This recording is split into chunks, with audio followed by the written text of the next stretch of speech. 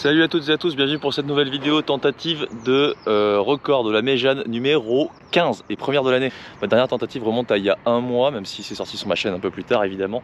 Et aujourd'hui, particularité, on ne sait pas où on tape, du moins pour l'instant, puisqu'il y a grosse brume, mais il y a soleil. Et bientôt il y aura nuage, donc j'en profite. Allez, on va taper un fer 4 pour commencer. Et je vais essayer de trouver l'axe. J'ai tendance à dire là. C'est joli au moins.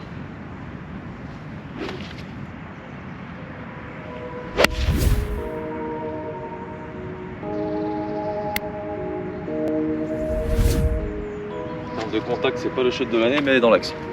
Nous allons rentrer dans le nuage. Mais avant ça, profitons des quelques lueurs qui passent au-dessus des pins. Car devant nous, c'est la brume.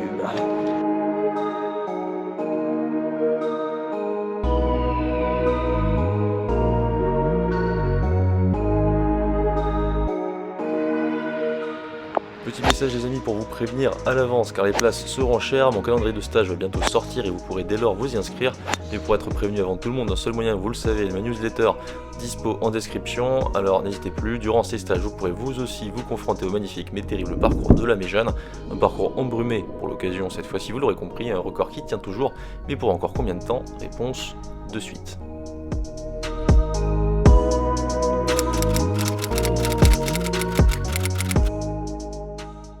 Je vois pas de balle sur le green, c'est pas forcément une bonne chose ça. Ah oui d'accord, elle est courte. Ah, c'est bien ce que je pensais, c'était un très mauvais contact en vrai.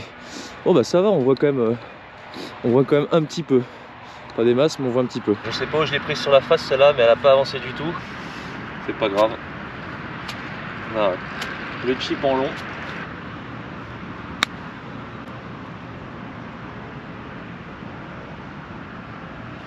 Et c'est très mal joué. Aïe aïe aïe. Ça commence pas de ouf là. Ça commence pas de ouf. On va essayer de boiter ça. Allez.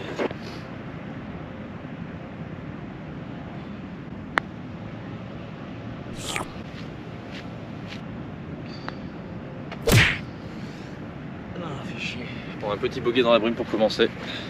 Alors le danger de la brume, c'est que personne ne voit qu'on est sur le green et on reçoit des balles sur la. Donc on va essayer d'accélérer un petit peu. Allez, trou numéro 3. Là littéralement on ne voit rien, mais on voit rien à 150 mètres. Donc je vais quand même voir le départ de la balle et je saurai grâce à celui-ci où elle va terminer à peu près quoi. Bon bah vieux bogey pour commencer, dommage.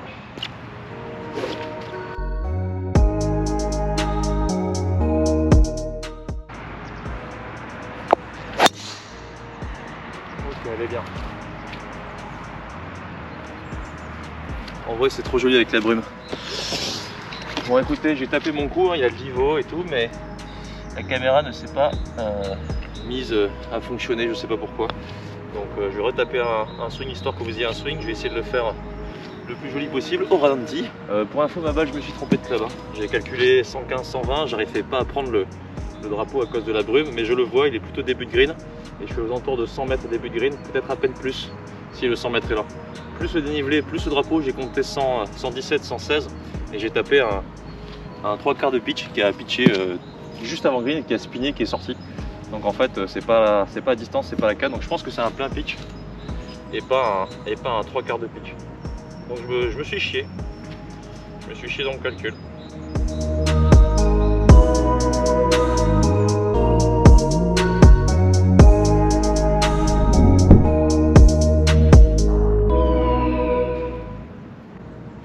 Là j'ai tapé un plein pitch, je pense que ça va être la canne pour le coup. Ah, voilà.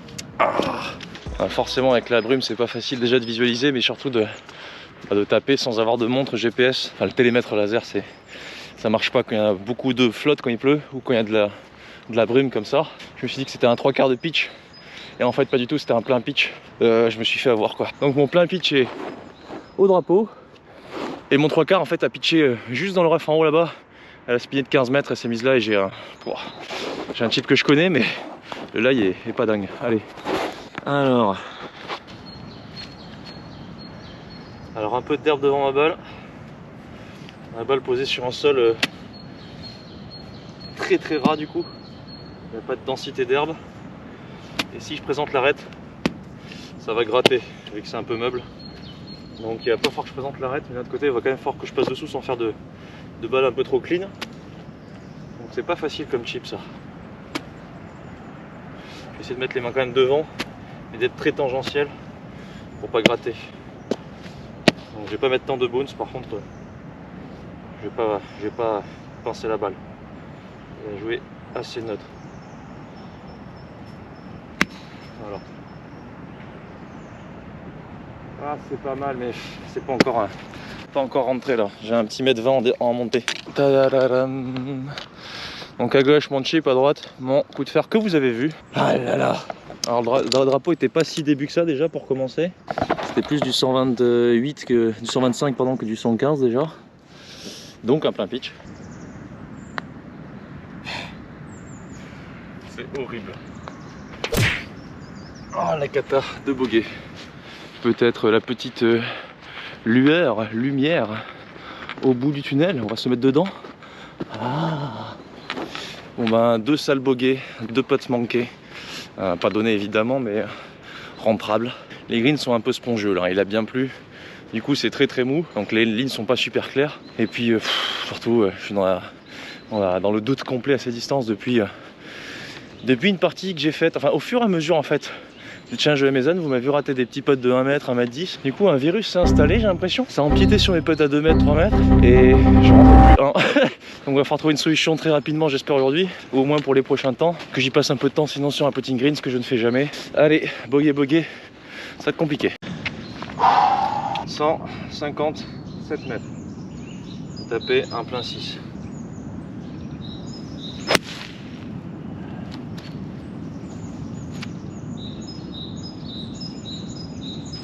Ok, à hauteur à gauche. Ah oui, je me remets à taper un peu en draw aussi, au niveau des fers notamment. Je commence à partir trop en fade, donc j'ai regripé un peu plus fort. Donc là, j'ai pas essayé de la taper en fade comme d'habitude, j'ai essayé de la taper au ras des branches avec le draw. Malheureusement, il est parti plein axe, donc pas assez à droite. Mais peut-être parce que mon cerveau avait refusé le fait de me rapprocher des branches. Et du coup, tout ça pour dire que voilà, je retape plus en fade.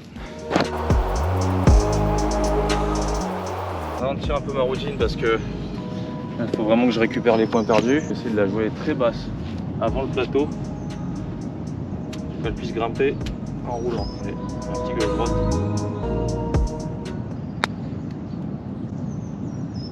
Allez, s'il te plaît. Ah, celui-là il fait place, purée. Quand vous avez typiquement mon jeu du moment, c'est-à-dire que quelques petites erreurs de canne sur les fers, sur les wedges notamment, donc en termes de profondeur, des chips incroyables, donc de temps en temps ça rentre et souvent ça se met donné, et un petit. Donc là c'est littéralement le résumé de mon jeu de golf depuis 1 mois et demi, 2 mois. J'avoue que j'ai pas fait grand chose pour l'améliorer dans les secteurs où ça va pas et tout, puisque je me suis tout simplement pas entraîné. On a passé une période bien dégueulasse en termes de météo. Déjà il y a eu les vacances, et ensuite il y a eu le gros froid là, qui a fait que les greens à la Méjane étaient fermés, donc une semaine de plus sans jeu. Et ensuite il y a eu la semaine dernière où j'ai un peu joué, mais j'ai eu pas mal de boulot. Là, petite écureuil, raté, le petit con. Ce qui veut dire que du coup bah là en fait c'est mes parties de challenge de la Méjane, c'est un peu mon entraînement en fait, hein, tout simplement. Bon, on va essayer de continuer dans la lancée, la brume est partie. Donc dommage pour le côté visuel de la vidéo, c'était très joli, mais tant mieux pour le côté visuel de mon jeu parce que je vois évidemment bien mieux. Et là je vais essayer de taper un drive, pleine piste, très léger cut. Oh non.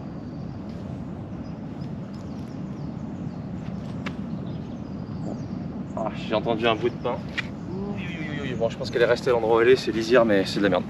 Bon, elle n'est pas du tout sortie dans l'axe que je voulais, la face est restée trop ouverte. J'ai pris, je pense, les branches de droite là, enfin les branches de gauche des pins de droite, du grand pin de droite, à la toute fin de la trajectoire. Donc normalement, elle a dû prendre ça sans trop de vitesse et tomber en dessous. J'espère qu'elle n'est pas barrée à droite parce que pour le coup, il y a le hors limite, mais ouais, franchement, elle est à 10-15 mètres du hors limite normalement, donc c'est censé quand même rester. On va voir, c'était pas dingue ce drive. Bon, elle est là, c'est bien ce que je pensais. Elle a dû prendre le haut des branches, en tout cas les branches. Allez, c'est parfait. J'ai à peu près à distance 149 dans ces eaux là. La balle est pluguée, elle a pris l'arbre, ensuite elle est venue se pluguer ici, donc j'ai le droit de la dropper, ce qui est une bonne chose. Ok, donc 149 en descente. L'axe, il y a 2 grands pins là-bas, le plus grand, c'est à peine à droite de ça. Donc pile dans le petit V là-bas. Donc je me focus sur ce point lointain là-bas sur les arbres. Tac. Et je pense que c'est un plein fer 8. Allez, même si je vois rien, Je visualise quand même, je fais confiance à mon choix. Un très bon shot. On va voir si c'est la distance, mais bon, j'ai pas entendu de bruit, je sais pas ce que ça veut dire. Je suis un peu court, 3 mètres à droite de l'axe que j'avais défini.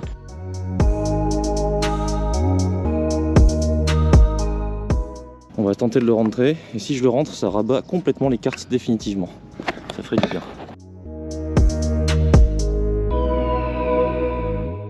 Distance, il me dérange pas, c'est les seuls que je maîtrise plutôt bien en ce moment, je trouve. À mi-distance. Bizarrement, je les imagine plus facilement rentrer que les potes à 2 mètres.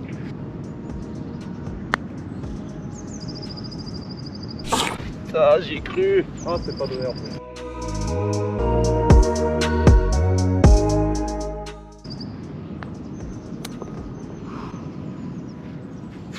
Dur. Je pense que vous n'avez pas idée du combat mental pour rentrer le putt de retour. 1m10 pile ce que je rate en ce moment, ce que je peux rater en ce moment. Et du coup c'est rentré, donc ça va. Le premier putt j'ai vraiment cru, un peu trop de vitesse, j'ai peut-être même un peu trop cru. Je vais changer mon mouvement de putting là, je vais mettre plus loin de la balle. Je vais arrêter d'avoir le putter sur la pointe qui monte extérieur, c'est stupide. À un moment donné c'est comme ça que je me sens à l'aise, mais c'est pas comme ça qu'il faut putter, donc je vais reculer un petit peu. Sous les conseils et la remarque de mon ami Victor, avec qui j'ai fait un match de pro à l'Ardilouse. Avec Greg, on était 3 pros, je sais pas si vous avez vu, mais dès qu'on faisait des bogeys ou des birdies, on faisait des pompes. C'était très marrant, la vidéo était bien appréciée, donc si c'est pas le cas, allez la voir. Et si vous l'avez pas vu, et sinon, tout ça pour dire que vers la fin de la partie, il me dit mais mec, t'es tellement proche de ta balle. Et en fait, ben carrément quoi. Donc j'avais pas tout à fait prêté attention sur l'instant, parce que je putais pas si mal à ce moment-là. Donc j'ai reculé un petit peu. Il y a plein de putters qui puttent sur la pointe et qui rentrent plein de putts. C'est le cas de Steve Stricker par exemple, qui est un des meilleurs putters de tous les temps au golf. Mais chez moi ça m'apporte des défauts, j'ai l'impression, je suis pas en confiance sur mon geste, donc il va falloir que je bosse un peu dessus, et je pense que là il y a peut-être une petit début de solution. Voilà. Alors, vu que j'ai commencé au 2, j'ai une petite chance de faire birdie au 1, voilà. Ce qui veut dire que je dois quand même ramener un petit -4 sur les 4 derniers trous là, et donc un -5 sur les 5 derniers, donc là le birdie, je veux dire au bout d'un moment, faut le faire, faut le faire de nouveau, et c'est un par 5 sur lequel je peux le faire, mais je le fais pas souvent. Donc là aujourd'hui on va essayer. On commence par un bon drive, pleine piste à droite. Ah, je suis content. Ça c'est bon. Pour une fois je l'ai assumé à droite près des pins et je l'ai pas joué à gauche dans la butte, ça fait plaisir. Bon bah je suis très content de ce drive, la butte sur laquelle j'arrive assez souvent, ou là-bas, et les arbres ici où ça m'est arrivé de finir parfois. Là je suis parfaitement au milieu à plat, donc j'ai osé jouer la partie droite, et là j'ai pas de quoi prendre la distance. Je vais quand même prendre la distance comme d'hab des pins là-bas, ce qui va me donner approximativement la distance que je ne dois surtout pas faire si je vais dans cet axe là, donc et la distance du green aussi, et ensuite on va essayer de taper par dessus pour aller chercher l'eagle. 221, je vais taper un hybride.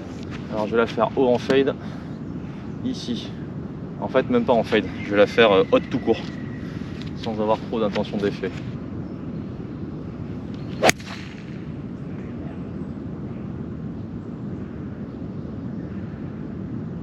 Je pense que vous avez capté qu'elle est très à droite. Bon ben provisoire, tightless 4, la première signe tightless. Voilà. Allez, comme je le sentais à la base. Voilà. J'ai le shot dans les mains, c'est-à-dire un fade, et juste par principe, parce que j'ai décidé de ne pas faire de fade en ce moment et de repartir sur une balle un peu plus neutre, je ne fais pas ce que je ressens et je fais un push slice, la deuxième étant parfaite. En fait ce coup demande un fade haut, il demande un fade haut, il appelle au fade haut. C'est un petit peu ce que j'ai dans mon arsenal en ce moment, et je décide de faire une balle neutre haute. C'est stupide de chez stupide, parce que forcément quand on va faire une balle haute on a tendance à réouvrir la face de club, ce qui a tendance aussi à la réouvrir à droite, c'est-à-dire la réorienter à droite. Donc une balle haute en fade, c'est plutôt cohérent, on va dire mécaniquement parlant, avec la manière dont un club est foutu. Et malgré tout, je vais tenter de la jouer haute sans effet. Ça m'agace en fait, ça m'agace d'être aussi bête. La première, je suis vraiment pas sûr de la trouver parce qu'elle était vraiment très à droite. Et voilà, la deuxième, elle est juste avant green, parfaite. Ah, ça m'énerve. Voilà, je cherche ma balle ici, au trou numéro 6, comme d'habitude. On change pas une équipe qui perd.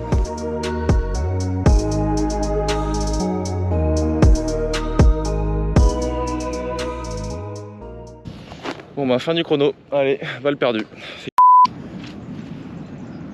1, 2, 3, 4, c'est mon 4e coup, je suis ici, donc du coup ça va faire Mon 5e coup. Faut que ça boite pour rester à plus 1. Elle est sexy à jouer celle-là. On va essayer de se faire plaisir au moins.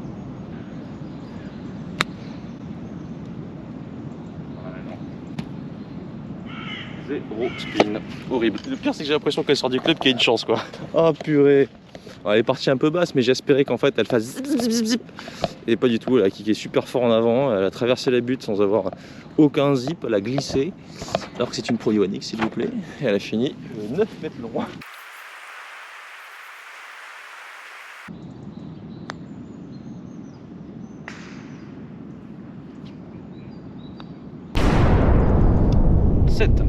Eh oui, 7. Ce n'est pas un 5, monsieur, ce n'est pas un 6, c'est un 7. Ah oui, un 7.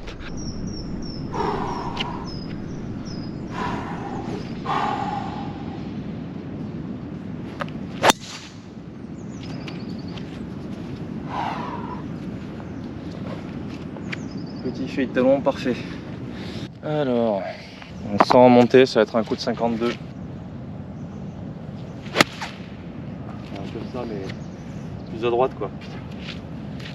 Ah. Je fais que des conneries. Oh là là. Encore des petites erreurs, Il suffit de pas jouer pendant un mois pour que le cerveau n'arrive plus à faire les bons choix ou oublie 2-3 petits trucs sur l'instant, c'est marrant. À chaque fois qu'on tape un coup, on se dit ah putain je savais, j'ai pas fait attention. Terrible, terrible. Allez, on va essayer de se concentrer. Ce qui est la plus grosse problématique de ma vie, il est trop beau ce petit chip là. Et les aiguilles qui me montrent le chemin en plus. Allez, 52 début de green, je laisse rouler. Oup. Petit coup avec les mains.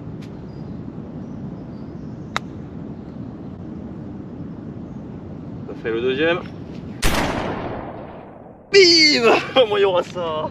Je vais faire l'un de mes pires scores en ayant rentré au moins 2 chips. Si ça c'est pas beau. J'ai l'impression qu'un intrus est rentré sur le green et il n'a pas relevé ses traces de sabot. Heureusement qu'il y a mon chipping en ce moment. Il rattrape un peu tout pour sauver des parts et comme j'ai dit en début de partie, bon, de temps en temps boiter des chips. Moi ça fait 2, c'est quand même improbable. 2 en 5 trous, même pas, en 4 trous. 2 en 4 trous. Concentration, la même qu'au chipping mais cette fois-ci au driving. Oh non, ah, je les embarque à droite, c'est dingue. Ah, elle a pris une branche. Bon, je pense qu'on va trouver. Elle est en lisière. Bien ce que je pensais en lisière de bois, la balle s'est pluguée en plus. Je sais pas si on la voit à la caméra. Un petit peu à gauche peut-être. Non, ça va, parfait. On la voit même mieux. Allez, coup de bois 3. Bon, je suis resté en lisière heureusement. J'ai pris les branches, je suis tombé à la verticale. Ouf. Dommage, sinon j'aurais été plus court, plus long pardon là-bas et j'aurais un coup plus court. Là, je pense que c'est juste un flou de bois 3 et advienne que pourra. Je suis un peu en pente, donc je vais gripper un tout petit peu faible. Et là je vais la jouer comme je la sens, c'est-à-dire plutôt en cut. Assez basse, j'ai pas le choix.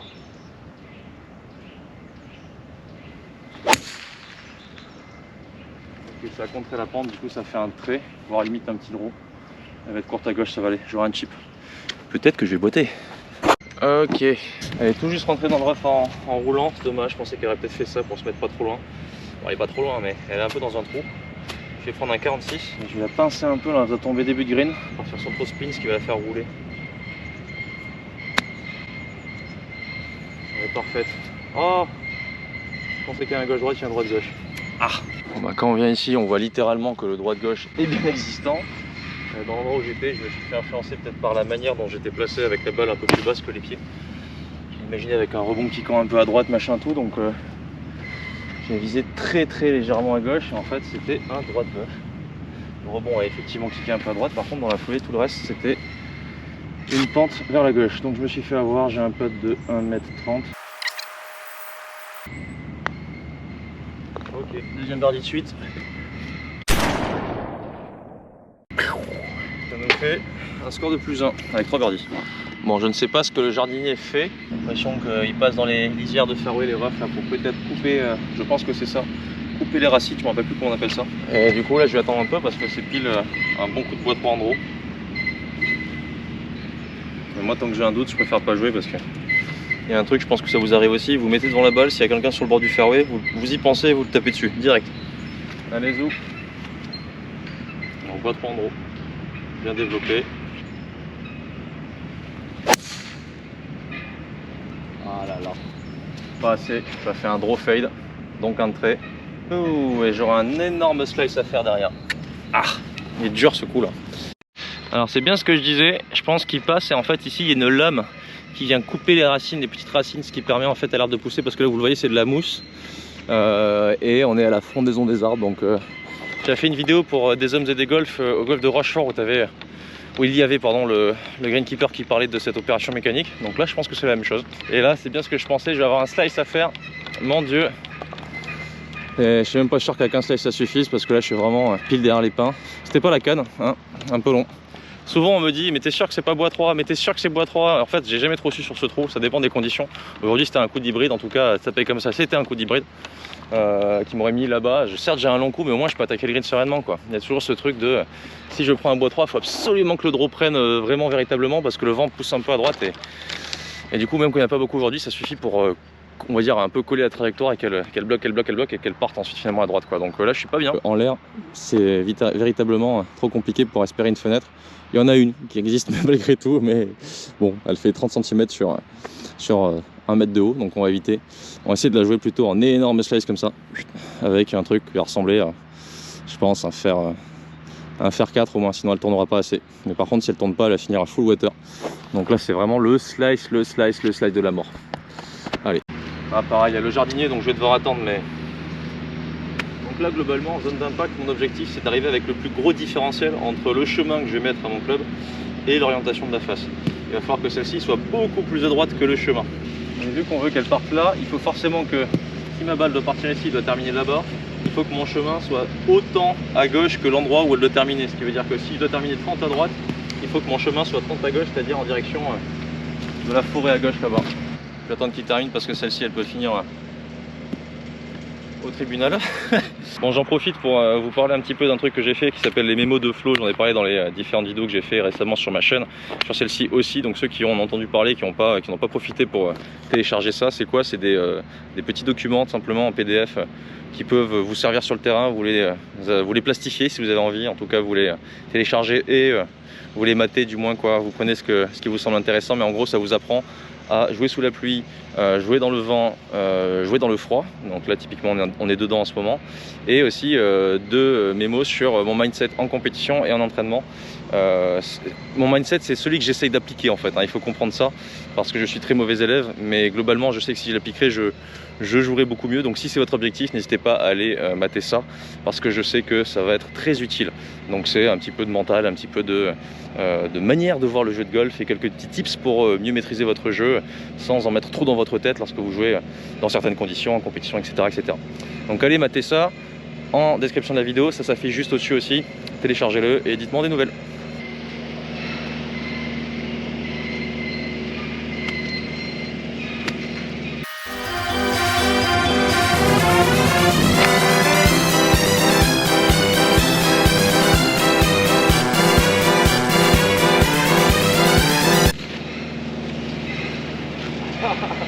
Allez, pouf, plein d'eau. C'était prévisible quoi. Donc ouais, c'est des lames. Comme vous les voyez, c'est des lames qui rentrent dans le sol et qui viennent couper les petites racines. Bon, je crois ne l'avoir pas encore fait ça en challenge. Ça m'est déjà arrivé par contre dans ma vie, sur ce parcours de la Mégène, de la foutre dans l'eau à gauche. Ça arrive justement lorsqu'on est trop long en face et qu'on veut essayer de faire un slice. Le problème du slice, véritablement dans les proportions que je devais le faire, malheureusement ça se rapprochait d'un contact qui ressemble à une socket ou une balle très mal contactée, et j'ai pas complètement accepté l'idée de jouer sur le plus d'effets possible. Mon cerveau n'a pas pu s'empêcher de faire un contact quand même correct. Résultat, elle n'a pas pris assez d'effets, et voilà, le risque c'est que si je la prends un peu trop bien, elle prend pas l'effet, elle finit dans la flotte. Donc si j'avais pris plus d'effets, j'aurais fini certainement un peu court du green à droite là-bas. Parce que là, à cette distance-là, je devais avoir 165 mètres, mais j'ai même pas réfléchi au club que j'avais à prendre. C'était surtout une quantité d'effets et je savais qu'il n'y avait que le fer 4 pour en faire autant. Voilà, donc malheureusement. Ok, petit drop, 52 faces ouvertes, un swing assez ample, assez mou.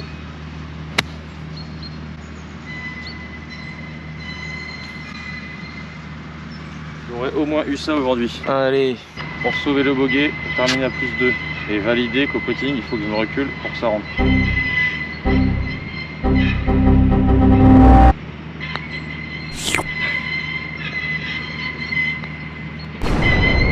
Allez, j'ai mis une charge Du coup je crois qu'elle a pris en fait le drapeau, ça l'a fait rebondir contre la petite collerette. Donc pas le bogey mais la collerette qui rajoute pour protéger, et ça l'a fait sortir du trou. En gros elle est pas dedans quoi, elle est double. Bon bah une vieille partie avec 3 birdies en 8 trous, 2 doubles et 2 bogeys, donc un vieux plus 3 des familles. J'ai fait beaucoup d'erreurs au niveau du grand jeu notamment, des mauvais swings certainement. Je suis entre le draw et le fade en ce moment parce que j'essaie de me repartir sur un draw. Donc du coup je sais plus trop ce qui sort, ce qui fait que c'est un peu flou dans ma tête, c'est plutôt logique dit comme ça. Donc il faut que je reprenne un petit peu mes marques, il faut que je fasse un choix de grip et d'effet, ou alors au moins de jouer des balles droites. Le souci c'est que vu que ça fait dans les deux sens, bah, comme je dis c'est un peu compliqué. Mais je suis pas loin de la vérité, je le sens quand même. Bon chipping ça c'est bien, putting en même temps plus loin j'ai l'impression que c'est mieux aussi. Donc la prochaine fois ça sera, je l'espère, bien mieux. A plus. Pour l'anecdote quand même, j'ai fait le birdie au 1 que je n'ai pas filmé, mais je l'ai fait. Je tenais à le dire. 4 birdies donc en 9 trous. Ah, ça c'est positif. La prochaine fois il faudra juste enlever toutes les caganes. Tentative numéro 15 ratée. A bientôt pour la 16.